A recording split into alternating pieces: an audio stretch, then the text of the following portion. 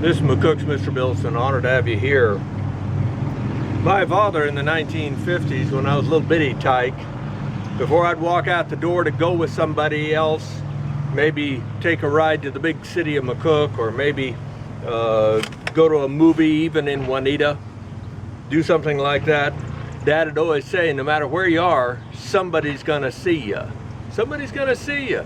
And they're gonna report it back to me, and then there'll be hell to pay when you get home. So don't do anything naughty. It goes beyond that though. It does.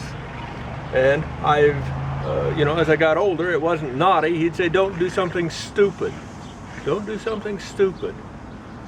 And I understood that because time and time again, I would be someplace, not doing anything wrong, but I'd run into somebody from our locale, maybe a local farmer, taking a trip to the same place I did, or one of the townspeople there at Hamlet, and there's only 100 people, and yet somebody might be where I am and could, if I was doing something wrong, spread the word that I'd done it, and I could pay a heavy price. Absolutely. But it goes beyond that, you understand. If you do something stupid, if you do something criminal, it doesn't affect just you. It affects your family. And it makes your mother and your father look bad. It makes your siblings questions are they any better than he is because of what he did. Perhaps it expands even to your grandparents. Maybe it'll go to your girlfriend, or perhaps your wife or ex-wife. Children may also pay the penalty for if you do something stupid, and not counting what you'll pay.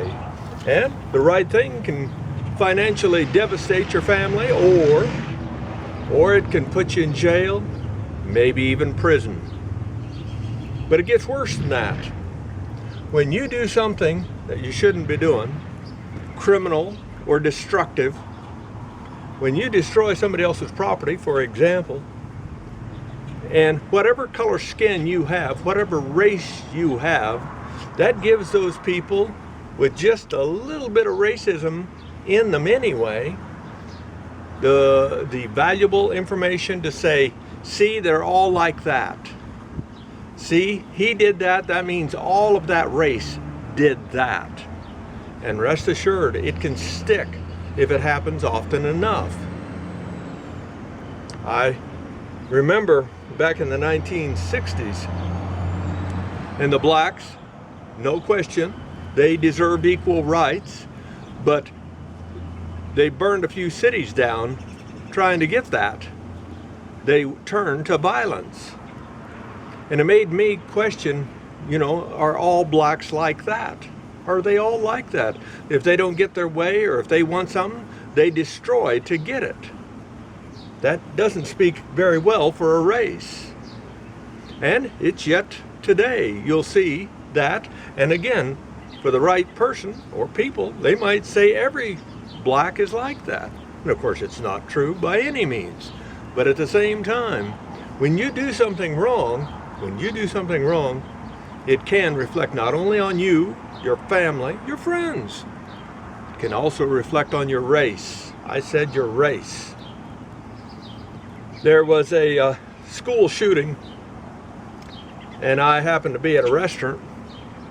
Next booth over were some Latinos, Mexicans, if you will, and they were talking about it, and we could see it on the TV. You couldn't hear, but you could see that there had been a mass shooting again.